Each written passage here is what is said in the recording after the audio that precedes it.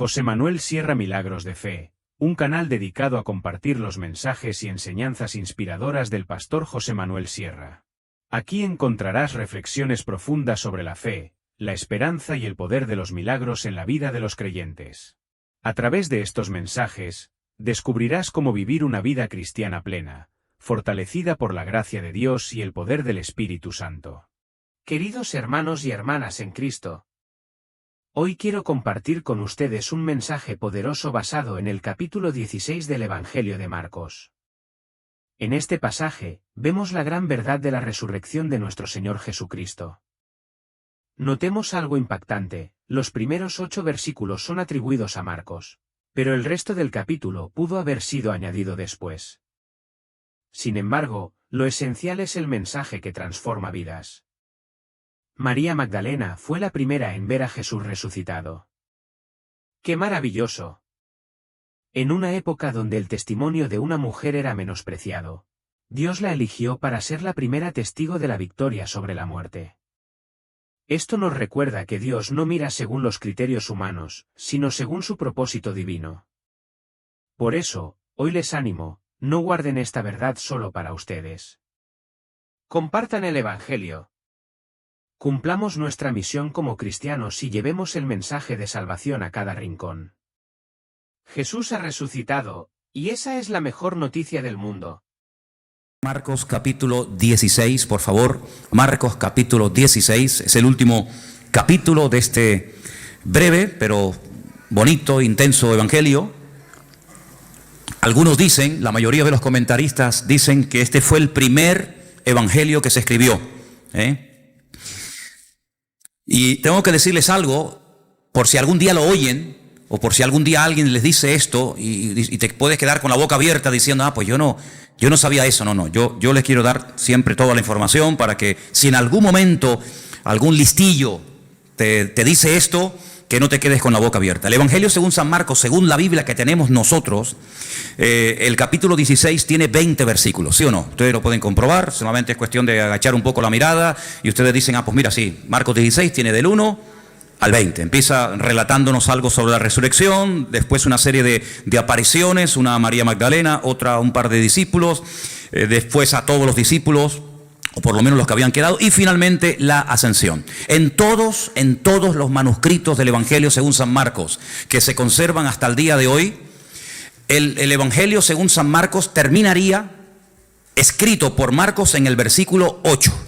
Es decir, que el último versículo del Evangelio según San Marcos diría: y ellas se fueron huyendo del sepulcro porque les había tomado temblor y espanto, ni decían nada a nadie porque tenían miedo. Punto. Y ahí termina el Evangelio. Lo que a continuación se relata no fue escrito por el evangelista Marcos, fue escrito por una persona que no se sabe. Es como una especie de conclusión. ¿Por qué Marcos no escribió desde el versículo 9 hasta el 20? Es decir, esos últimos 12 versículos. Bueno, probablemente murió, probablemente, no sé, podríamos ahí hacer todo tipo de especulaciones. Eso no significa de que los siguientes versículos, que justamente los que vamos a ver esta tarde, no sean bíblicos, no sean inspirados, en absoluto, sino que es obra de otro copista, es obra de otro autor. El estilo, en castellano no se aprecia mucho, pero en el idioma original se aprecia que el estilo, el lenguaje, desde el capítulo 1, verso 1, hasta el versículo que les acabo de comentar, 16:8, es uno, y a partir del versículo 9 hasta el final es como si fuera otra persona el que escribió el resto del Evangelio. Y es que efectivamente fue así, fue otra persona, no Marcos, sino otro escritor el que escribió, repito, desde el versículo 9 hasta el versículo 20. No es algo que cree ningún problema, sino simplemente a modo de información, por si algún día alguien se lo comenta. Pues si no, si yo la sabía, no me estás descubriendo nada nuevo, ya eso ya lo sabíamos nosotros porque ya lo hemos oído en la iglesia. Muy bien, entonces, si empezamos desde el versículo 9, vamos a encontrar que la primera persona que vio a Cristo resucitado no fue un hombre, no fue un discípulo, no fue un religioso, sino fue una mujer. Como yo siempre he dicho, y es lo que creemos y siempre lo seguiremos creyendo porque es así, en la Biblia no hay casualidades, en la Biblia no hay errores, nada sobra, nada falta, todo tiene una razón de ser. Incluso textos, cosas, historias, parábolas, etcétera, que leas y que no entiendas, Bueno, el que no lo entienda no significa de que no sea de Dios. Todo siempre tiene una razón de ser. Colores, animales, números, lugares, nombre, etcétera, etcétera. Todo tiene una razón de ser. ¿Por qué el Señor no decidió cuando resucitó, por ejemplo, aparecérsele a la primera persona que fuera un hombre? Digamos, Juan, el discípulo amado, la persona que más cerca vivió del Señor. Lo podía haber hecho, ¿sí o no? Pero no lo hizo así. O a Pedro, o a Tomás, o a un grupo de discípulos. ¿Por qué a una mujer? Bueno, en aquellos tiempos y durante muchos siglos, el testimonio de una mujer no tenía ningún valor. Ninguno. Cuando se hacía un juicio, si se llamaban a mujeres como testigos, el testimonio de las mujeres en juicio no tenía ninguna credibilidad. No se aceptaba el testimonio de una mujer. Tal vez por eso el Señor dijo, bueno, eso es lo que ustedes dicen. Esas son vuestras tradiciones. Esas son vuestras costumbres y vuestros prejuicios humanos. Pero yo lo voy a hacer al revés de como ustedes lo harían. Porque muchas veces nos creemos en posesión de la verdad. Y muchas veces creemos que incluso hasta parte de nuestras costumbres y parte de nuestra cultura y la forma como adoramos y la forma como hablamos y la forma como vivimos, todo lo que decimos, hacemos está bien y es correcto. Y eso es lo que creían también los judíos de la época, que el testimonio de una mujer no valía nada, en absoluto. Y precisamente el Señor a quien primeramente se le presenta es a una mujer. Teniendo este dato en cuenta, teniendo esta información en cuenta, ahora ustedes pueden entender. En el versículo 10 dice, yendo ella, lo hizo saber a los que habían estado con él, que estaban tristes y llorando. Esta mujer viene con la buena nueva, la primera persona en la historia de la humanidad que predicó el mensaje de la resurrección de Cristo. No fue un hombre, fue una mujer, fue María Magdalena, que dice el versículo anterior, de la cual el Señor había expulsado 7 demonios. En ninguna parte de los evangelios nos dice la Biblia que María Magdalena, como a veces yo he escuchado, era una prostituta. Eso no dice la Biblia. Eso no lo dice. Lo que sí dice la Biblia es que tenía serios, gravísimos problemas de tipo espiritual. Concretamente 7 demonios. Y a todos el Señor los expulsó. Luego, cuando esta mujer no solamente es liberada, no solamente cambió su vida antes de la crucifixión, sino que ahora encima lo ve resucitado, sale corriendo porque sabe que sus discípulos lo están pasando mal. Dice aquí el versículo 10 que estaban tristes, evidentemente. No era para estar tirando cohetes, no era para estar saltando de alegría. Habían matado a aquel que ellos habían creído que era el verdadero Mesías. Y según ellos, se equivocaron. Tantos años, tantos milagros, tantas maravillas, tantas cosas que hicieron y viajaron y escucharon y vieron, aparentemente no sirvieron para nada. Se volvieron a equivocar otra vez. Y ahora hay que volver a casa. Ahora hay que recoger velas, amigo. Ahora hay que volver a Galilea. Ahora hay que volver otra vez a la pesca. Ahora hay que volver marcha atrás. Y cuando lleguen al pueblo en Capernaum o en Tiberiades, como muchos de ellos vivían, muchos se reirán diciendo, ves, lo sabíamos que se habían equivocado, que ese hombre sí tenía un carisma tremendo, pero que no era el verdadero Mesías. Y por eso estaban tristes y llorando, porque para ellos había sido una desilusión haber dejado todo para seguir al maestro, y ahora resulta que el maestro está muerto. Pero en medio de este dolor, en medio de esta tristeza, una mujer llega y le dice, no, tranquilo, no pasa nada. Ha resucitado, lo he visto, he estado con él. Pero ahora pueden entender por qué dice que ellos oyeron que vivía, que ella lo había visto, pero dice, no la creyeron. ¿Por qué? Porque ellos tenían en su mente que, por muy verdad que fuera, jamás un judío aceptaría el testimonio de una mujer. Y además, no tenía otro testigo que pudiera corroborar su versión, sino que encima era una sola y encima mujer. Por lo tanto, lo que decía no servía para nada. Seguían en su tristeza, seguían en su desánimo, en su depresión. Y aunque el Señor ya estaba vivo, ellos seguían sufriendo por algo que ya había desaparecido, por un problema que no existía. Pero cuando creemos en una mentira, la mentira nos esclaviza y la mentira nos impide gozarnos en el Señor. El Señor estaba vivo. Ya el diablo había sido derrotado, ya había ido a la presencia del Padre, ya se había presentado con sus manos ensangrentadas, ya el precio del pecado estaba comprado, anulado. Pero sin embargo ellos seguían sufriendo por algo que no tenía ningún sentido, seguir sufriendo y seguir llorando. Entonces el Señor dice, muy bien, no habéis creído al testimonio de una mujer porque vuestros prejuicios son tan tremendos que os impiden aceptar el testimonio de María Magdalena, cuando es una de las mujeres más fieles que ha tenido el Señor durante su ministerio. Muy bien, vamos a hacerlo de una manera diferente, a ver si ahora creéis y aceptáis el testimonio. Versículo 12. Pero después se apareció en otra forma a 2, Ya no a uno, sino a dos. No dos mujeres, sino a dos de ellos. ¿No vais a hacer caso a las mujeres? Muy bien, ahora voy a tomar a dos de ustedes, hombres, y si no creéis a uno, tenéis que creer al otro. Ellos iban caminando, yendo por el camino. En otra parte dice que iban por un camino llamado Emaús. Ellos fueron y le hicieron saber a los otros, y ni aún a ellos creyeron. Entonces ya no es problema de que era una mujer sola. Ya no es problema de que son solamente dos hombres. Es problema de que no queréis creer. Ya no es problema de que no, es que nos habló una mujer y nosotros no podemos aceptar el testimonio de una mujer. No, tu problema no es ese. Tu problema es que tú te niegas a cambiar. Tu problema es que tú no aceptas ni mujeres ni hombres, aunque sean 1000 los que vengan a dar testimonio. Ustedes se han cerrado en banda y ustedes bajo ningún concepto van a aceptar el testimonio de nadie. Fíjate hasta qué punto estaban endurecidos, que ahora lo vamos a ver, que en una ocasión uno de sus discípulos, no uno de la calle, no un enemigo del Señor que los tenía, sino uno de ellos dijo: hasta que no lo vea, hasta que no lo toque, no voy a creer. Así que a mí me podéis dar testimonios, a mí me podéis dar estudios, a mí me podéis dar todas las palabras que queráis, hasta que yo no toque, hasta que yo no meta mi dedo en su costado y vea sus heridas y yo lo vea, yo no voy a creer. Ahora pueden entender en el versículo 14, cuando dice: finalmente. No habéis aceptado el testimonio de María Magdalena porque decís que es mujer. Bien, tampoco habéis aceptado el testimonio de dos de vosotros. Muy bien, finalmente se apareció a los 11 mismos. Se apareció a los 11 mismos estando ellos sentados a la mesa, y ahora viene el reproche. Les reprochó su incredulidad y su dureza de corazón. Otra versión dice: les echó en cara semejante actitud. Si creen ustedes que una actitud de desobediencia o de incredulidad pasa desapercibida ante los ojos del Señor, nada más lejos de la realidad. Dudar de las palabras, dudar de lo que Dios ha dicho, cuestionar su resurrección. Dice que les reprochó su dureza de corazón y su incredulidad. Ahora vuelvo a repetir, no estamos hablando de escribas y fariseos incrédulos que siempre estaban buscándole las 4 patas al gato y tratando de desprestigiar y de desacreditar al Señor o a sus discípulos o a sus milagros. Incluso a veces veían milagros y decían: bueno, esto lo hizo el príncipe de las tinieblas, Belcebú. Es que está loco, es que esto, ya es que aquello. No, cuidado. Estamos hablando de discípulos, de personas que ya saben de qué va el mensaje del Señor. Personas que lo han visto, que han comido con Él, que han viajado con Él, que lo conocen íntima y privadamente, que todavía en esos hombres todavía quede vestigios y restos de incredulidad y de dureza de corazón. Es algo increíble. Es algo increíble.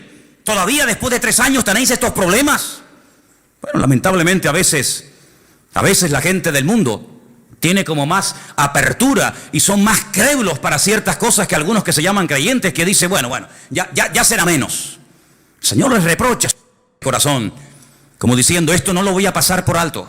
Ahora, el pasaje que vamos a leer nuevamente desde el 14 hasta el 18 es un pasaje muy interesante porque son las últimas palabras del Señor Jesucristo. Y cuando las volvamos a leer, yo les voy a hacer una pregunta y tenéis que ser sinceros a la hora de responder. Y dicen así, versículo 15: les dijo: id por todo el mundo y predicad el evangelio a toda criatura. Jamás Dios había dicho dado este mensaje, este mandamiento a ningún hombre. Al único profeta que le dijo: sal de tu tierra y vete a otro país, a otra cultura, a otra nación a predicar, fue al profeta Jonás, y todas las pegas que puso ya las conocemos. Ahora el Señor abre el abanico y dice: no, ya se acabó eso de predicar solamente en Israel y solamente a los judíos, o bien en el norte, o bien en el sur, o bien en una tribu, o bien en otra tribu. Ya eso se acabó. Ahora es a toda criatura y a todas las naciones de la tierra. Algo que para nosotros aparentemente es tan normal, para ellos era un escándalo. Porque ellos tenían metido hasta en el tuétano de sus huesos que a nadie más el Señor les iba a hablar y a bendecir como a ellos, porque ellos eran, como lo dice la Escritura, su especial tesoro. Y eso de compartir las bendiciones con gentiles, con paganos, con idólatras, ni se les pasaba por la cabeza. Pero ahora el Señor les dice: tenéis que ir por todas las naciones de la tierra predicando el evangelio.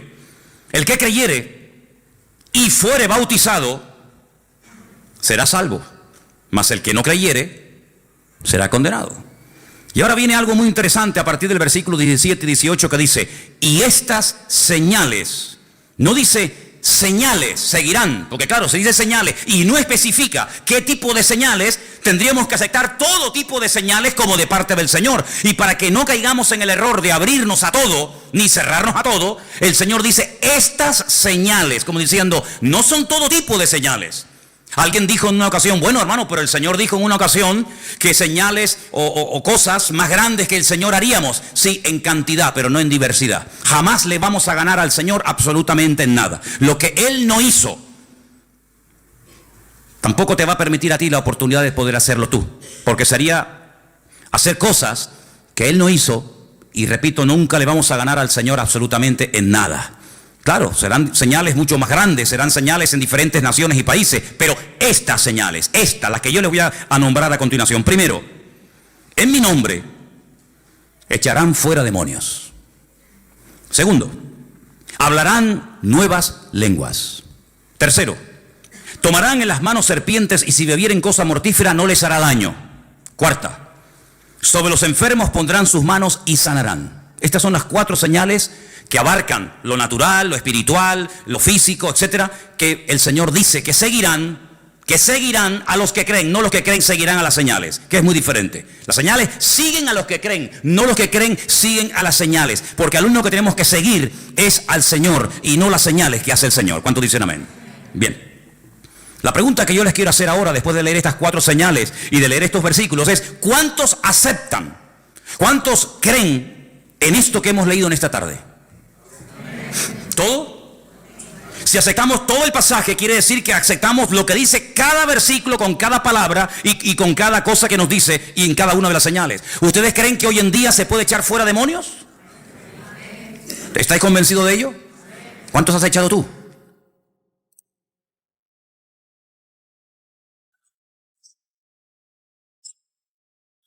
¿Tú crees que hoy en día una persona puede hablar en otras lenguas o en lenguas nuevas como dice aquí? Entonces, ¿por qué no hablas tú en nuevas lenguas? ¿Tú crees que hay una protección espiritual y no es literal, que ahora me voy a tomar un litro de lejía delante de vosotros para que veáis que no me pasa absolutamente nada? Quiero decirles que aunque os resulte sorprendente o incluso hasta os puede dar la risa, en el sur de Italia, estoy pensando en Italia, en el sur de los Estados Unidos hay una zona que se llama The Veil of God, que el cinturón de Dios, que es donde por metro cuadrado hay más iglesias evangélicas de todas las naciones del mundo. Es una detrás de otra, una detrás de otra, una detrás de otra, una detrás de otra. Y en muchas de esas congregaciones, no en todas, en muchas de esas congregaciones hay una reunión, un culto, que es una de las más importantes de la semana y consiste en llevar cajas llenas de serpientes de cascabel. Y las sueltan en la iglesia. Y la gente las coge, los niños juegan. Llévale unas cuantitas a los niños de la escuela dominical para que se entretengan. Toma, dale a Luquier una. Claro, lo que no cuentan es que el cementerio que está detrás de la iglesia está lleno de los miembros de la iglesia que han sido picados y muertos por ella, ¿no? No es algo literal, ¿verdad? No es algo literal, pero esto nos habla de que hay una protección sobrenatural. No vamos a entrar a tentar a Dios, pero evidentemente el Señor nos está diciendo que hay una cobertura, hay una protección espiritual. ¿Por qué? Porque nos movemos en el mundo espiritual. El mundo espiritual es tan real como el mundo en el que nosotros vivimos y cotidianamente nos movemos en él. Nuestra lucha no es contra sangre y carne, sino contra principados, contra potestades, contra gobernadores de las tinieblas de este siglo, contra huestes espirituales de maldad en las regiones celestes. Hay demonios, hay principados, hay gobernadores. Detrás de esa depresión, detrás de esa continua inclinación al pecado, detrás de ese deseo irresistible de volver otra vez a las andadas, de volver al vómito, a veces puede haber demonios. Aunque tú no le des la importancia ni lo creas, me da igual. Pero muchas personas todavía siguen siendo esclavos de ataduras espirituales, pero como no lo aceptan, ni lo creen, y encima dicen, es que yo nunca he creído en eso, a mí nunca me enseñaron eso, como si eso te escudara, y eso, digamos, te diera libertad para decir que no crees en eso. Pero detrás de muchas situaciones familiares, económicas, físicas, espirituales, etcétera, etcétera, hay auténticas opresiones demoníacas. Y dice la palabra de Dios, y nos da muchos ejemplos. La Biblia dice que una vez en un culto, hermano, en una sinagoga en los tiempos del Señor Jesucristo, Lucas observó, y Lucas era médico. Por lo tanto, él no es una persona que espiritualiza cualquier situación, sino que él reconoce que allí en ese culto, ese día, había una mujer encorvada, dice que de ninguna manera se podía enderezar. Y lo está hablando diciendo un médico. De ninguna manera se podía enderezar. Eso quiere decir que probablemente esta mujer intentó de toda forma, con la medicina, con la homeopatía, con gimnasia, con esto y con aquello, enderezar su columna, y no se podía enderezar, porque tenía espíritu de enfermedad. Y eso yo no lo he escrito, eso está en la Biblia. Y hasta que el Señor no la desató, no habla de una liberación, que es otra cosa, sino hasta que no la desató, la mujer no se podía enderezar. Iba al culto, escuchaba la palabra, alababa al Señor, ofrendaba, diezmaba, lo que tú quieras, pero no se podía enderezar hasta que el Señor puso las manos sobre ella y le dijo aquella famosa frase de: mujer, quedas libre de tu enfermedad. Y dice que al instante se enderezó y comenzó a glorificar a Dios. Bueno, y el Señor dice: a esta hija de Abraham que Satanás tenía atada por 18 años, ¿no le voy yo a desatar aunque sea día de reposo? ¿O es que acaso es más importante el día de reposo que ayudar y bendecir y desatar una vida? Lo cuestionaron, lo criticaron, pero así fue. Entonces te das cuenta de que hay personas que tienen ataduras espirituales en su vida que a veces ni son conscientes de que las tienen. A veces los que les observan son están más propensos a entender el trasfondo espiritual que está detrás de esa situación, aunque aparentemente es un problema físico, pero no lo es así.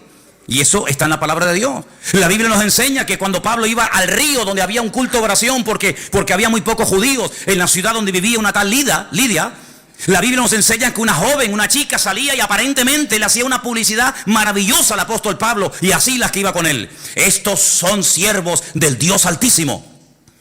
Bueno, que hay de malo en eso, ¿no? Cuidado. La Biblia dice que esto le desagradó a Pablo después de muchos días, y dice que se volvió y reprendió al demonio que salió de ella. Y más adelante dice: porque tenía espíritu de adivinación. Y automáticamente la chica perdió ese don, esa facultad de poder no profetizar, sino adivinar. Y dice la Biblia que se montó un revuelo en aquella ciudad tremendo, que los metieron en la cárcel, y todos conocéis la historia. Luego, no siempre, pero a veces detrás de una enfermedad, detrás de una depresión, detrás de una caída y otra, a veces hay problemas de tipo espiritual. Y a veces hay personas que no son libres porque no aceptan el ser tratados en ese área o porque no creen en ese área. Y así les va, y así están toda la vida con lo mismo. Así que cuando vamos a la palabra del Señor nos encontramos que una de las señales, una de las responsabilidades de los hijos de Dios, de los que creen en su nombre, es libertar a los cautivos por Satanás. ¿Cuántos dicen amén? Y hay más gente con problemas espirituales a nuestro alrededor de lo que te puedas imaginar. Vete a una cárcel un día y te vas a dar cuenta que hay endemoniados allí a punta pala. Y sé lo que digo, porque yo estuve 7 años allí. Todas las semanas iba allí. Y teníamos en un comedor una reunión. ¿Y cuántas veces nos llamaron por la megafonía los funcionarios para que fuéramos a una celda a atender a una chica que supuestamente le había dado un ataque epiléptico? Y los funcionarios estaban asustados porque no sabían ni por dónde meterle mano a la criatura aquella. Y llegábamos, se le ministraba y fuera en el nombre del Señor libre. Porque esa es una de las señales que seguirán a los que creen en su nombre. Por eso les preguntaba: ¿usted cree en esto? Sí. Entonces, ¿por qué no se ve esa señal en su vida? Porque para algunos este tema es una teoría. Y hasta incluso en algunos casos dice: ay, a mí esos temas me dan miedo. Pero sin embargo te pregunto otra cosa y eres un fiera y entiendes de todo. Pero sin embargo lo que deberías de entender y ser algo normal en tu vida, lo ves como algo tan lejano y tan extraño. Incluso he llegado a oír a algunos predicadores y maestros que dicen: bueno, esas señales eran para los tiempos de Cristo. Eran las señales que iban a acompañar para darle credibilidad y para darle valor a los discípulos. Pero cuando todos murieron, Pedro, Jacobo, Juan, Santiago, Tomás, etcétera, etcétera, esas señales se acabaron. ¿Dónde está escrito eso? Por favor, que alguien me diga dónde dice la Biblia que cuando murieron los discípulos, con ellos murió el poder de Dios. Habrán muerto los discípulos, pero Dios no está muerto. Él está vivo y vive por los siglos de los siglos. Amén. ¿Cuántos lo creen? Por lo tanto, es una señal. Pero no solamente esa señal dice que seguirán a los que creen en su nombre, sino dice la Biblia que incluso los que creen en su nombre hablarán nuevas lenguas. Lenguas que no aprendieron en una academia. Y esta evidencia se ve en todo el libro de los Hechos, no una, ni dos, ni tres, varias veces se ve como otra evidencia que hay. Y era algo tan normal en aquellos siglos que hay capítulos enteros en la Biblia. Por ejemplo, 1 Corintios capítulo 14, donde te habla acerca de cómo moverse y cómo entender y cómo ejecutar este don que Dios le ha dado al pueblo de Dios. Ahí está. Hay una protección sobrenatural sobre los hijos de Dios, sin lugar a dudas. No te quedes duda. Las veces que el diablo habrá querido matarnos, ni nos imaginamos. Cuando lleguemos a la presencia del Señor nos vamos a llevar muchas sorpresas de que aquello que pasó no fue casualidad, sino que era que el enemigo quería destruirnos, incluso en algunos casos desde pequeñito, desde el vientre de nuestra madre. Pero el Señor nos protegió y el Señor siempre estuvo cuidándonos y no nos dimos cuenta, pero algún día el Señor nos pondrá la película de nuestra vida y nos vamos a dar cuenta de muchas cosas maravillosas que ocurrieron en el mundo espiritual y que el Señor nos protegió de ellas, incluso hasta de la misma muerte. Y dice aquí que otra de las señales que seguirán a los que creen en su nombre, que pondrían las manos sobre los enfermos y sanarían. ¿Es bíblico hoy en día que se puedan orar por enfermos? Si no es bíblico y no se puede hacer, y esto acabó porque era de la era primera del cristianismo, quiere decir que los pobrecitos que estén enfermos hoy en día, pues que se vayan muriendo uno detrás de otro. Sin embargo, en esta iglesia ya aceptamos como algo normal el que en un culto, como por ejemplo el jueves, 2 personas hayan contado auténticos milagros de cómo el Señor ha obrado en sus vidas y una hermana, como contaba el jueves, no perdió su vista cuando le decían que iba a ser vaciado su ojo y la cuenca iba a quedar sola. Y también el otro testimonio también del jueves, ¿qué era el de Maxi también, cómo Dios protege. Entonces, nuestro Dios no ha cambiado. ¿Quién ha cambiado entonces? ¿La Biblia? No, sigue siendo la misma. Si Dios no ha cambiado, si la Biblia es la misma, si el Evangelio es el mismo, ¿por qué a veces hay creyentes que no levantan cabeza? Creyentes, acabo de decir, y no me equivoqué. Creyentes, familias de creyentes, que siempre están, cuando no es una cosa, es otra. Cuando no es una duda, es un dolor. Cuando no es un dolor, es una enfermedad. Cuando no es una enfermedad, es una depresión. Y yo digo, no es atractivo el cristianismo que muchos viven. El cristianismo que vivimos nosotros tiene que ser atractivo. La gente tiene que tenernos envidia a nosotros, y no nosotros envidia de ellos. Nuestra vida tiene que ser de tal manera que lo sobrenatural tiene que ser lo normal. ¿Cuántos dicen amén? Lo normal. La paz, el gozo, la bendición. Eso tiene que ser lo normal en la vida de un hijo de Dios. Por eso yo preguntaba, ¿ustedes creen que estas señales siguen en vigor hoy en día? Pero todo empieza, no con las señales, sino con un imperativo. Id por todo el mundo y predicad, ¿qué? El Evangelio. Nunca le dijo el Señor a Isaías, a Moisés, a Abraham o a cualquier personaje de la antigüedad, vayan por todas las naciones predicando. No. Era como una especie de pueblo hermético, donde ellos sabían lo que habían recibido, pero en muy pocas ocasiones no le hacía ninguna gracia, créame, no le hacía ninguna gracia el abrirse y compartir las bendiciones y el conocimiento de la palabra de Dios con otras gentes. Miren cómo trató, por ejemplo, Eliseo a Naamán. No le hizo ni caso. No le hizo ni caso. Lo cual no fue bueno, lo cual no fue correcto. Que Dios obrara y que hiciera un milagro, gloria a Dios. Pero no es correcto que un hombre venga pidiendo ayuda y no vayas ni a la puerta a decirle buenas tardes, bienvenido. Pero era la forma normal. El mismísimo Señor Jesucristo, durante un tiempo en su ministerio, él dijo, yo he venido a las ovejas perdidas de la casa de Israel. Y cuando manda a sus discípulos delante de él, hay una orden que a veces no se percata a la gente que la dio, pero dice, no vayáis por caminos ni por ciudades de gentiles. Porque ahora no es el momento de entrar en confrontación con gentiles. Llegará el momento cuando tendréis que ir por todas las naciones, pero ahora yo he venido a algo concreto y específico. Dice, a lo suyo vino y los suyos no le recibieron. Una mujer que no era judía tenía una hija con problemas de tipo espiritual. Ella sabía que su religión iba a ser inútil la ayuda. Y ella insistía. Y el Señor se le queda mirando y dice, oye, no está bien que yo coja un pan y se lo dé a un perro. ¿Cómo? ¿Qué le acabas de llamar? ¿Perro? Sí. Si no está bien que yo coja el pan de los hijos y se lo dé a una perra. Y la mujer dijo, sí, tienes razón. No es normal que se coja un pan, un plato de comida que es para los hijos y se le dé a los perros. Pero también los perros tenemos derecho a comer, aunque sea una migaja. No se ofende porque para ella era normal el trato de desprecio, el trato de rechazo. No era el momento para entrar en territorio gentil. Eso sería para otro momento de la historia. Ella acepta, pero ella dice, bueno, pero por lo menos atiéndeme, hame algo, tírame aunque sea un hueso. Y el Señor le dice, tu hija ha sido liberada en este mismo momento. ¿Qué te parece, amigo? Cuando él se va a tierra de los Gadarenos, tierra que no pertenecía al pueblo de Israel, y allí lo expulsan, allí lo echan, porque dice la Biblia que él echó fuera demonios de la vida de un hombre llamado el endemoniado Gadareno, y aquella piara de cerdos se precipitó en el mar de Galilea. La Biblia dice que salieron los habitantes y le dijeron, vete de aquí, fuera, si no llevas ni 5 minutos ya se han muerto 2000 cerdos, este hombre lo tenemos aquí un día entero y nos destruye el pueblo, vete de aquí. El Señor no discutió, el Señor no dijo, no, yo de aquí no me voy, sino el Señor dijo, muy bien, yo me voy, pero tú que estás empeñado en venir detrás de mí y en ser un discípulo mío, no te lo voy a permitir, sino quédate aquí y vete por las calles, vete por la ciudad de los Gadarenos y cuéntale cuán grandes cosas ha hecho el Señor contigo. Dejó ahí una luz, dejó ahí un testimonio. Ahora, ese tiempo en el cual solamente a ellos se les hablaba, solamente a ellos se les aparecía el Señor o el Señor les daba revelación, ese tiempo se acabó, amigo. Ya no estamos en ese tiempo. Ahora hay un imperativo, ahora hay una orden, ahí la tenéis. Id por todo el mundo y predicad el Evangelio. La pregunta es, ¿y qué es el Evangelio? Porque si la orden es predicar el Evangelio a toda criatura, y ahí vi otras fotos, ¿verdad? Pues, ¿qué es el Evangelio? Porque todos los que son creyentes tenéis que saber alcanzar a todo ese tipo de personas, de razas, de tribus, de pueblos, de naciones, porque es una orden, es un imperativo, es un mandato del Señor a todas las naciones de la tierra. Predicar el Evangelio. ¿Usted sabe predicar el Evangelio? ¿Sabe lo que es el Evangelio? ¿Qué es el Evangelio? Ven a mi iglesia, te invito el domingo a la tarde, toma una tarjetita y escucha al pastor. Eso no es el Evangelio, eso es una invitación. ¿El Evangelio qué es?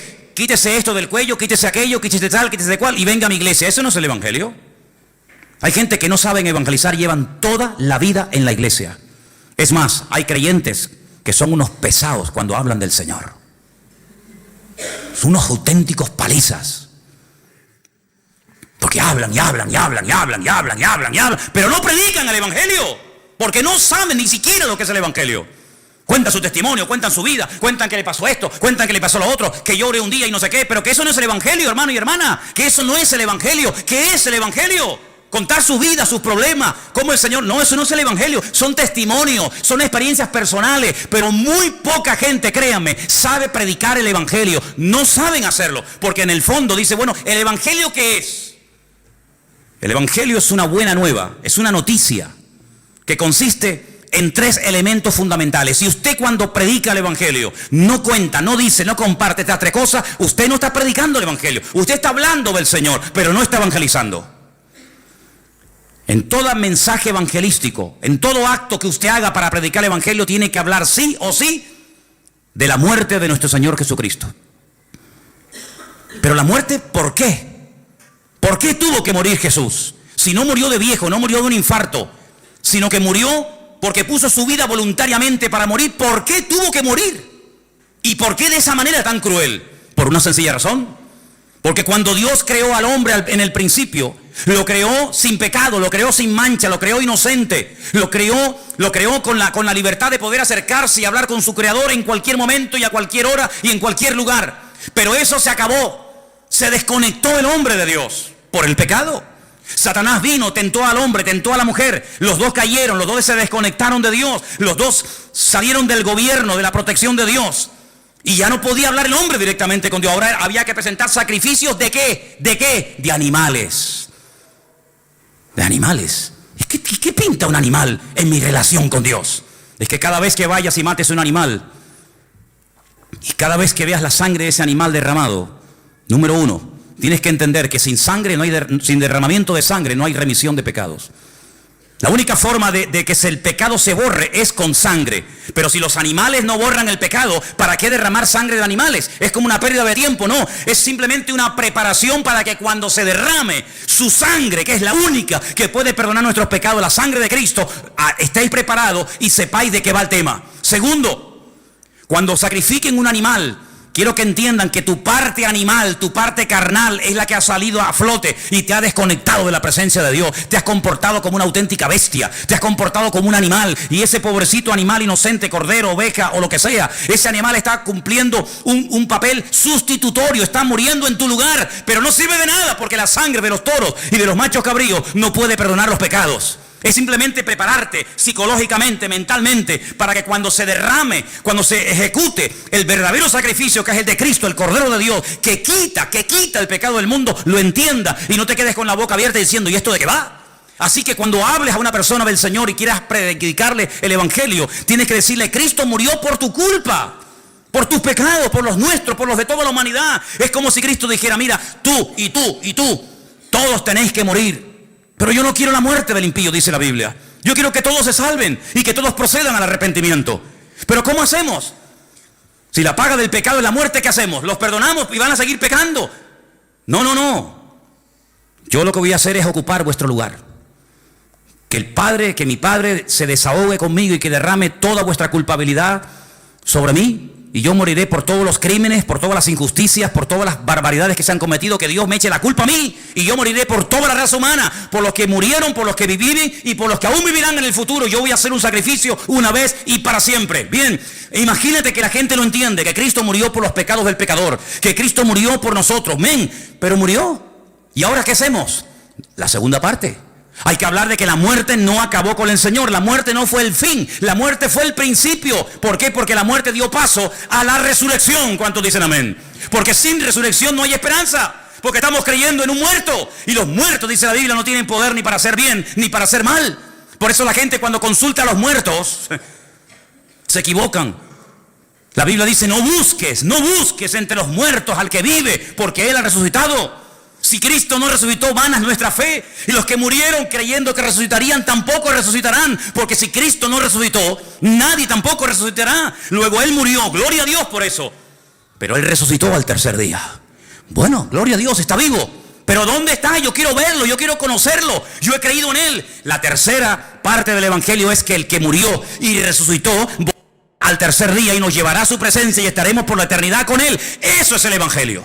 El Evangelio no es contar que me dolía aquí y lloré y el Señor me sanó. Ese es su testimonio, hermano y hermana. Esa es su experiencia personal, pero eso no es Evangelio. Esa es su experiencia. Y hay gente que comparte y bombardea a los demás con sus experiencias, con sus testimonios, pero no evangelizan. Y aquí de lo que se trata no es hablar de usted. Aquí de lo que se trata es de hablar de Él. Porque si hablamos de usted, la gente se puede quedar sorprendida. Pero si hablamos de Él, dice la Biblia que el Espíritu Santo tomará esa palabra, convencerá al pecador de su pecado y aceptará la verdad que es en Cristo Jesús, Señor nuestro. ¿Cuántos dicen amén? Por eso el Evangelio es la orden que tenemos todos de predicar.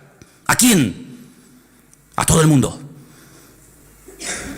A los de ISIS, a los del Daesh, que cortan cabezas a diestra y a siniestra, a los que violan niños. ¿A ellos sí o no? Porque dice la Biblia, ¿cómo creerán si no hay quien les predique? A los caníbales, sí, hermanos, también fueron en otros tiempos predicadores y misioneros a Guinea, Papúa y a otras partes del mundo a predicarle a los caníbales, y muchos se convirtieron, y también hay que decirlo, muchos misioneros perdieron la vida. Y no sé si ustedes saben aquel caso famoso de aquellos misioneros que fueron a esas islas del Pacífico y fueron devorados por aquellos caníbales. Pero tiempo más tarde esos caníbales se convirtieron al Señor. Y los hijos de aquellos que habían sido asesinados volvieron a aquellas islas y bautizaron y se abrazaron con aquellos que se habían comido a sus padres y a sus antepasados. ¿Por qué? Porque el Evangelio tiene un poder transformador, de tal manera que puede decir una persona que entendió el Evangelio y aceptó a Cristo, las cosas viejas pasaron, y aquí todo es hecho nuevo. El Evangelio tiene que cambiar nuestra forma de hablar, nuestra forma de pensar, nuestra forma de vivir, en algunos casos también hasta nuestra forma de vestir. El Evangelio es una revolución por dentro y por fuera. ¿Cuántos dicen amén? Dice la Biblia que el que dice que aceptó a Cristo, que entendió el Evangelio y sigue pecando, no ha entendido nada, porque el Evangelio es cambio total, absoluto y radical. Y algunos dicen, bueno, vamos cambiando poco a poco. ¿Quién se dejaría de envenenar poco a poco? El pecado no se puede dejar poco a poco, porque el pecado tiene un poder tan impresionante de destrucción. Es una atadura tan envolvente que como tú quieras dejar de fumar poco a poco, de drogarte poco a poco, de mentir poco a poco, de dejar de prostituirte poco a poco, jamás serás libre, porque el pecado no se puede dejar poco a poco. Hay que ser radical, pero es que no puedo. Gloria a Dios, ha llegado al punto preciso, amigo. Pero tengo una buena nueva que darte en esta tarde. Todo lo puedes en Cristo que te fortalece. Es decir, si es verdad que dice la Biblia que todo lo puedo en Cristo que me fortalece, si es verdad las promesas del Señor, quiere decir que cuando yo sigo pecando y cayendo en lo mismo, no es porque yo sea una víctima, un pobre desgraciado que no tengo poder y autoridad, no, sino es porque en el fondo de tu corazón tú no has interiorizado las verdades de aquel que te llamó de las tinieblas a su luz admirable, porque hay libertad total y plena en el nombre del Señor, y no tienes que vivir con temor. Y si caigo otra vez, y si peco otra vez, ni se me pasa por la cabeza, porque en Cristo soy una nueva criatura y Él me fortalece y me ayuda, y no soy ahora la víctima. Ahora la víctima es Él. El diablo me tiene temor a mí, el diablo es el que tiene que huir de mí. ¿Por qué? Porque mayor es el que está en mí que el que viene contra mí. Dale un aplauso al Señor y dile, gloria a Dios, soy vencedor en el nombre de Jesús. Bendito sea Dios. Bendito sea el Señor.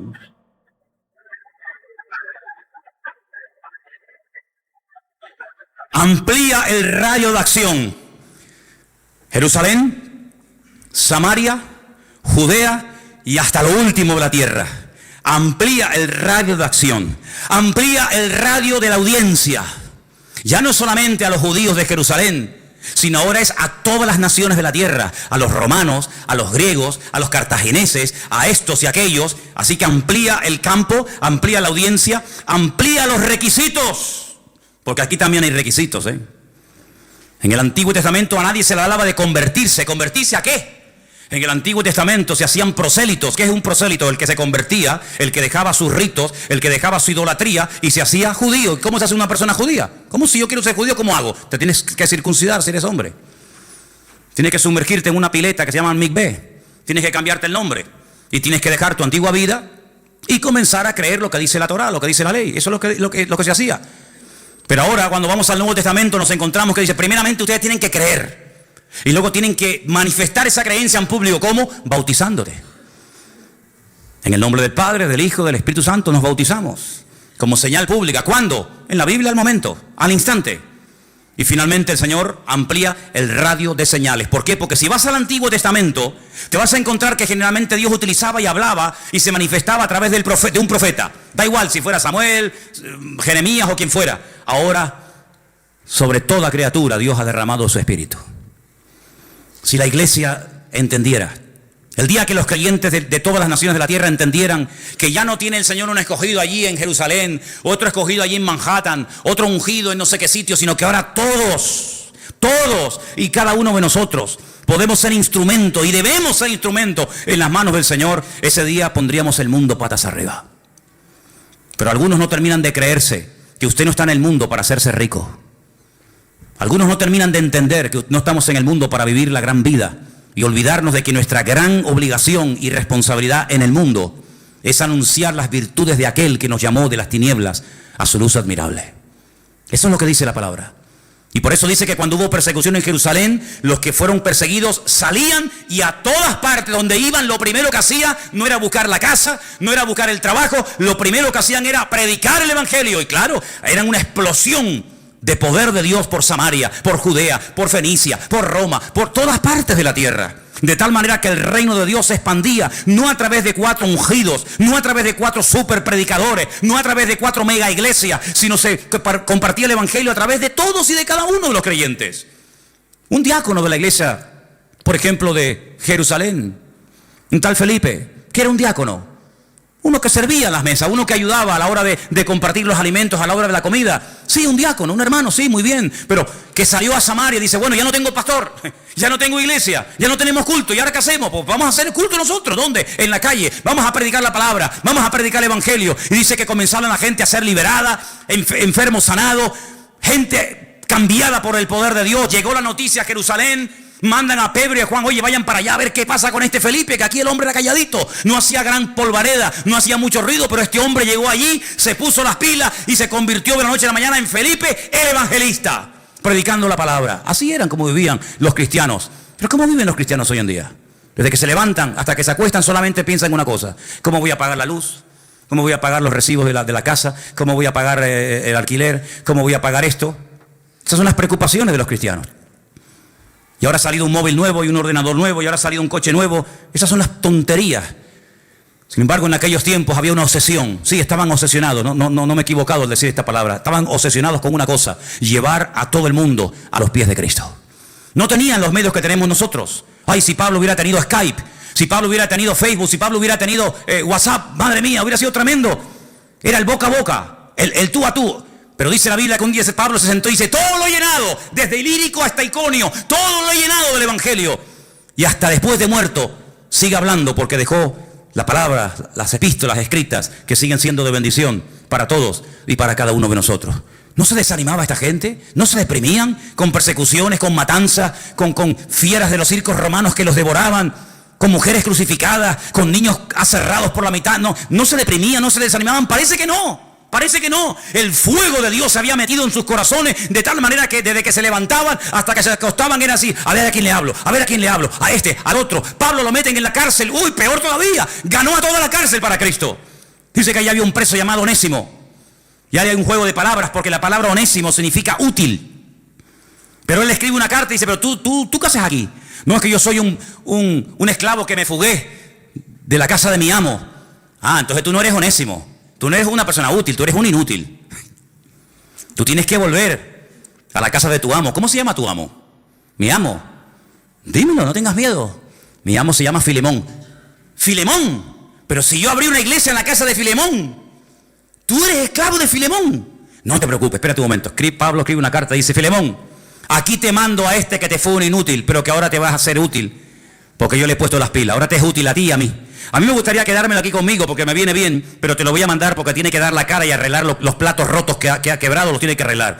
Te pido por favor que lo recibas como si me recibieras a mí. Yo sé que tú lo vas a recibir porque me vas a hacer caso en todo lo que yo te digo y vas a hacer más de lo que yo te digo. Y una cosa, Filemón, si en algo te defraudó, ponlo a mi cuenta.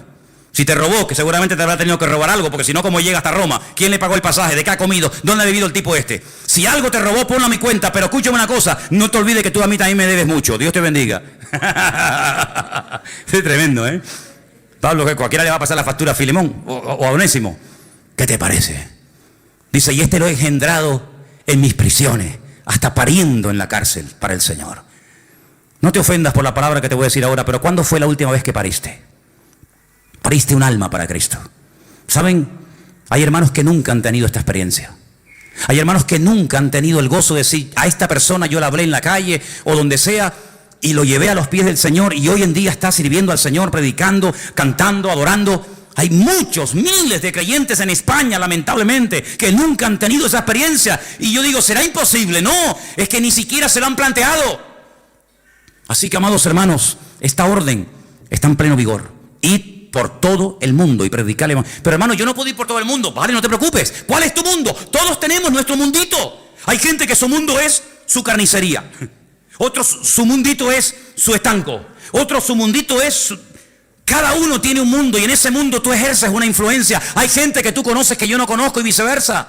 Gente que todos los días saludas y le hablas y nunca le has dado ni una tarjetita, ni un folleto, ni lo has invitado, ni has orado por él. Y te enteras que la mujer lo engañó, te enteras que el hijo se metió en la droga, te enteras que el otro día se murió un familiar de él. Hermano, aprovechemos las oportunidades, no seamos ovejas estériles y cristianos mudos. Es una tragedia, porque si tú no hablas, la Biblia dice que pasará lo que podía ocurrir en aquellos tiempos donde se levantaba una torre en medio del campo y ahí se llamaba aquel hombre la atalaya. Al horizonte, el que veía si venía el enemigo, y dice la Biblia que tenía una pequeña trompeta, un cuerno, y cuando él veía venir al enemigo en el horizonte, él la hacía tocar y decía: muchachos, prepárense que viene el enemigo. ¿Y cómo viene? Vienen armados hasta los dientes. Y dice que si la ciudad se reía de él y no aceptaba el mensaje, allá ellos, yo di la orden. Es como cuando a mí me decían: ¿tú hubieras estado dispuesto cuando estabas en la garita de guardia a disparar? Digo yo, sin lugar a dudas, porque allí en esa habitación están mis compañeros. Y si alguien venía a matar a mis compañeros, y en aquellos tiempos había muchos atentados en la ETA, y en uno de los cuarteles que yo estuve se hicieron varios atentados, y no tenía la menor duda, porque mi obligación era defender a mis compañeros. De hecho, una noche cuando me tocó, entre 3:30, la tercera imaginaria, me tocó ir a revelar al que estaba en la garita. ¿Saben el famoso santo y seña, no? Garita, santo y seña. Me dice, digo, oye, ¿sabes el santo y seña? Yo digo una palabra, él tiene que decir otra o algo así, ¿no? Para que sepamos que él es mi amigo. Yo digo, perro viejo, y él me dice, guau. Si me dice, tararí que te vi. No, este no es de los nuestros, este es un enemigo.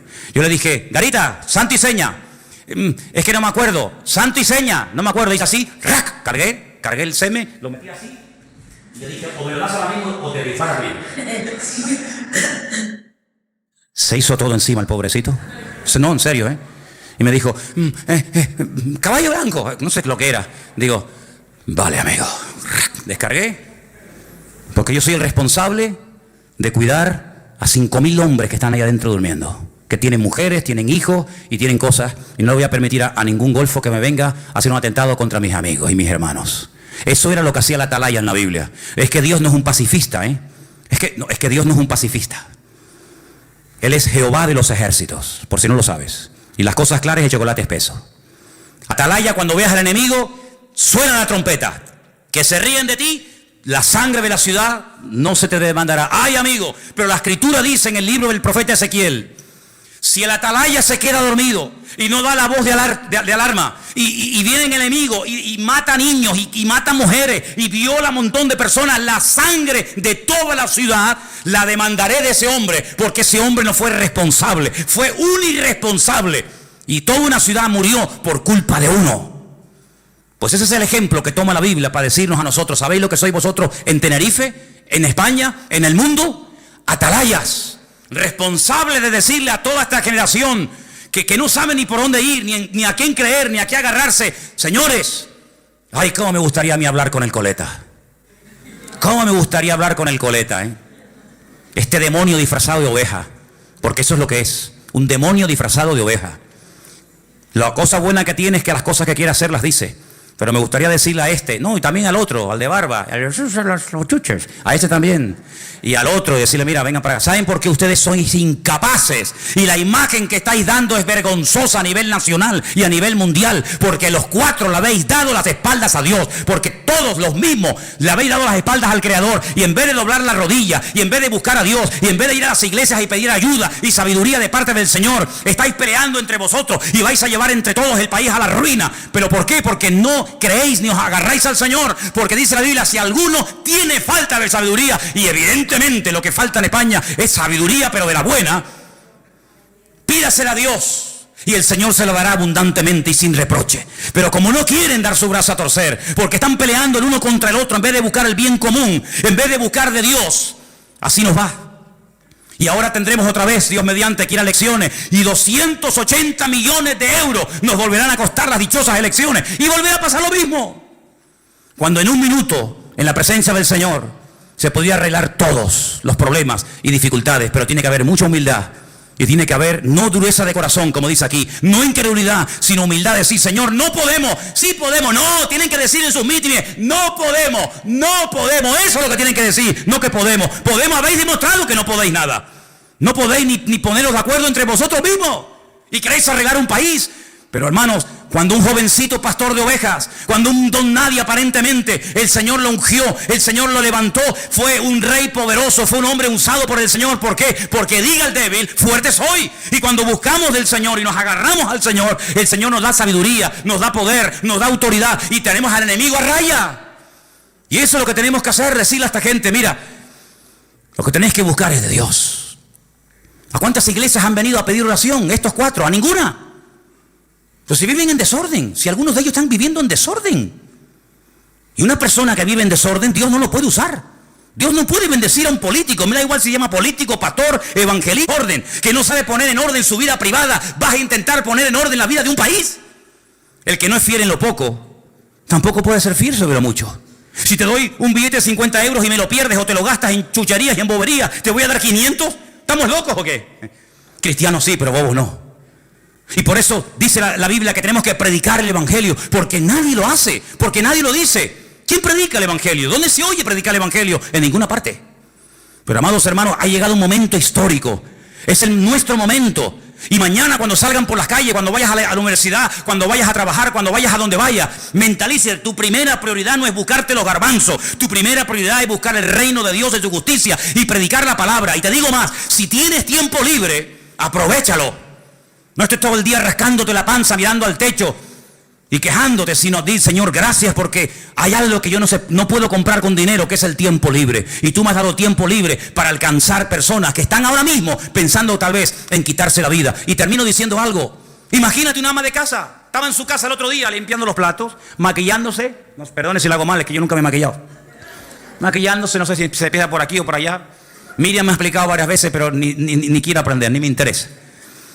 Se estaba maquillando, se estaba poniendo los pantalones, los calcetines, estaba viendo la televisión y de repente, ¡fum! En segundos se cayó el edificio. ¿Pero quién iba a pensar en eso? ¿Que se va a caer un edificio dónde? Aquí en Tenerife. ¿Dónde se cayó un edificio? En Tenerife. ¿Pero dónde? En la zona turística. Un edificio. Estamos locos. ¿Cómo se va a caer un edificio? Sí, se cayó un edificio. Sí, lo sabéis, ¿no? ¿Pero quién le iba a decir a esa señora, a ese hombre, a ese extranjero, que también había algunos? ¿Quién le iba a decir que iba a estar en un piso una mañana tranquilo, sin un ataque terrorista, sin una bomba, sino así, ¡pum!, de golpe y porrazo se le iba a venir encima al edificio?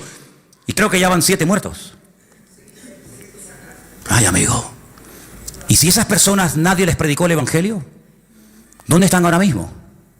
¿Tendrán posibilidad en la muerte de arrepentirse de sus pecados y pedir perdón a Dios? Pues yo sé que te gustaría. Algunos dirían, hombre, no hay otra oportunidad, yo te tengo que decir lo que hay. No. Es decir, que la persona solamente tiene en la vida esta vida para reconciliarse con Dios. No hay reencarnación, no hay segunda, tercera o cuarta oportunidad. No. Pero es que en el budismo, es que yo no soy budista, yo soy cristiano. Si te gusta más el budismo, pues ya sabes lo que tienes que hacer. Cada uno que se busque su camino. Pero la Biblia dice, está establecido por Dios que todos los hombres mueran una sola vez, y después de esto el juicio. Hebreos 9:27. Luego, si ahora no aprovecho mi oportunidad, si ahora me río, si ahora paso de todo, como en los días de Noé, amigo, nunca tendrás otra oportunidad para reconciliarte con Dios. Entonces quiere decir que puede ser que yo me esté todos los días rodeando y hablando con personas que Dios la puso en mi camino. Yo nunca me atreví a hablarles del Señor, y yo, como el atalaya del barrio, como el atalaya de la universidad, como el atalaya de ese trabajo, yo no le hablé, y esa persona puede ser que se condene eternamente por mi culpa, porque yo no le hablé del Señor. ¿Es esto así de crudo? Entonces esto es más serio de lo que yo pensaba. Es que el evangelio es muy serio. Es que el evangelio no es para señoritos. Los señoritos están en los cortijos en Andalucía y montan a caballo, tienen una garrocha, ¿verdad? Y van así. Y llevan a la señora atrás con las piernas así. Los señoritos sí, pero en las iglesias no hay señoritos. En las iglesias hay guerreros. Y los guerreros a lo que se dedican es a guerrear. ¿Contra quién? Contra el diablo y contra los demonios. Y esa es nuestra obligación, ir por todo el mundo y predicar el evangelio a toda criatura. En esta semana tienes que hablarle a alguien del Señor. Ora. Esa persona ya está ahí preparada. Esa persona ya está ahí buscando de Dios, pero nadie se ha atrevido a acercarse. Y quiero solamente decir un detalle más. Un hombre, uno solo, en un desierto. ¿Quién encuentra un hombre en un desierto? Es como una aguja en un pajar. Bueno, hay gente que es tan gafe que se sentó encima del pajar y se pinchó con la aguja. Pero bueno, es de todo en la vida. Un hombre en el desierto, solito. Pobrecito, había viajado desde Etiopía hasta Jerusalén. Yo no sé si hablaría hebreo, no tengo ni idea. Pero cuando llega a Jerusalén, dice que va para adorar a Dios. Pero si tú eres etíope, tú eres hombre de color, tú eres eunuco, tú eres gentil, a ti no te van a dejar ni entrar a la puerta, muchacho. Pero igualmente voy a subir porque yo quiero adorar a Dios. Yo no sé cómo hizo, pero seguramente pagando una inmensa cantidad de dinero logró comprar un trocito del pergamino del profeta Isaías. Mira qué bueno, el capítulo 53. Todo el libro no, porque no, pero un trocito. Y cuando volvía leyéndolo. Yo no sé si es porque no entendía muy bien el hebreo o por lo que fuera. Dice que leía y no entendía nada. Y de repente el Señor le dice a Felipe, aquel que les acabo de comentar, que estaba en Samaria en medio de una vorágine, una campaña alucinante: Felipe, vete al desierto. Y no dice, yo ahora no puedo ir. A ver, ahora al desierto. ¿Y al desierto para qué? No puedo ir mañana. ¿Y por qué tengo que ir yo? ¿Por qué no mandas a este? Además, al desierto, yo me acabo de comprar una casita ahora. Yo no voy a ir al desierto ahora. Más a mí el calor me mata. Ahí se va Felipe, el obediente, al desierto, en obediencia. Nunca te vas a equivocar por obedecer al Señor. Aunque te mande al desierto, es mejor irse en obediencia al desierto que en irse en rebeldía a un lugar donde aparentemente hay de todo. Y dice que de repente ve que viene un carromato a lo lejos de un hombre. Claro, él sabe perfectamente lo que está leyendo, porque este es convertido, este es judío, este sabe. Y oye, como cordero fue llevado al matadero y no se le hizo justicia y tal. Dice, ay, está leyendo el profeta Isaías, el capítulo más mesiánico de toda la Biblia. Fíjate qué mesiánico es, que hasta el día de hoy en muchas sinagogas se prohíbe leer ese capítulo, porque es demasiado mesiánico. No lo dejan leer. Porque el que lea ese capítulo o tienes que ser cabezón o te conviertes sí o sí. ¿Tú entiendes lo que lees? Y le dice el etíope, ¿y cómo voy a entender esto si no hay alguien que me lo explique? Te puedes subir al carro y me vas explicando de lo que habla, si habla del mismo, si habla de otro hombre, y dice, venga, ahora mismo, estuvieron viajando no sé cuántos días, calor abrasador terrible, y le estuvo explicando el evangelio de tal manera que llegó un momento en el que el etíope dijo, para un momentito el carro, mira, aquí hay un pequeño charquito, un pequeño oasis, ¿hay algún impedimento para que ahora que entiendo y por fin he entendido el evangelio, yo sea bautizado, porque dice el que crea y sea bautizado. Yo puedo ser bautizado aunque sea eunuco, aunque sea de otra raza, aunque sea de otra etnia, aunque sea gentil. Y dice, si crees en Jesucristo, bien puedes. Los dos dice que descendieron al agua, lo bautizó, y en ese momento dice la Biblia algo increíble. Yo sé que tú lo crees, porque si no ya me contarás. Dice que el Señor arrebató a Felipe. Nunca más se volvieron a ver el uno al otro. Felipe apareció en la otra punta del país, en Azoto. Pero dice la Escritura, y quédate con esto, y siguió el etíope gozoso su camino. ¿Y cuál es el país de África donde en aquellos tiempos había más cristianos y más creyentes? En Etiopía. Porque ganó a uno. Y ese uno, sabe Dios, ganó a centenares y ganó a miles. Ese uno está allá afuera esperándote a ti. Y a ti, y a ti, y a cada uno de nosotros. Solamente es cuestión de decirle, Señor, dime dónde está. Aunque sea a las 4 de la mañana voy, porque está a punto de caramelo. Si tú eres sensible a la voz del Señor, en esta semana nos podemos llevar muchas sorpresas. ¿Cuántos dicen amén? Cierra tus ojos, vamos a orar al Señor. Ahí donde estás. Recuerda esto, predicar el Evangelio no es un entretenimiento, no es solamente algo de los pastores o evangelistas o misioneros. Predicar el Evangelio es un deber, es una responsabilidad de todo creyente.